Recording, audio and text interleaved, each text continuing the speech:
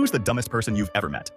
Mark was one of those guys who seemed to have no sense of fear. He once tried to surf on the roof of a moving car in the school parking lot and ended up face first in a hedge. Another time, he thought it would be funny to set off a stink bomb during prom, except he didn't think through how he'd escape without getting caught. He ended up locked in the janitor's closet, reeking of sulfur, while the rest of us laughed from the dance floor. But the moment that really stands out happened during a hiking trip with a group of friends. We were exploring a trail by the cliffs near the river, and Mark, being Mark, decided to veer off the path to get a better view. He ignored every warning sign and hopped over the fence meant to keep people away from the edge. I'll never forget the sound of rocks crumbling beneath his feet. He slipped, arms flailing, and tumbled out of sight. We all ran to the edge, our hearts pounding, expecting the worst. But there he was, clinging to a jagged rock about 15 feet down, laughing like this was just another one of his stunts. "Help me out, guys," he yelled, as if he'd accidentally dropped his phone and not nearly fallen to his death. After a frantic few minutes, we managed to pull him back up. Once he was safe, I couldn't hold back. "Mark, what the hell is wrong with you? Do you have a death wish?" And that's when he said something that completely changed how I saw him. "Not a death wish," he replied, grinning. "I just figure if you're not doing something wild, you're not really living." At the time, I thought it was the dumbest thing I'd ever heard. But years later, I found out Mark wasn't just some reckless thrill seeker. He had a heart condition, a ticking clock he'd known about since he was a kid. He never told anyone because he didn't want pity. Looking back, I realized Mark wasn't dumb. He was just living his life like every moment mattered because, for him, it really did.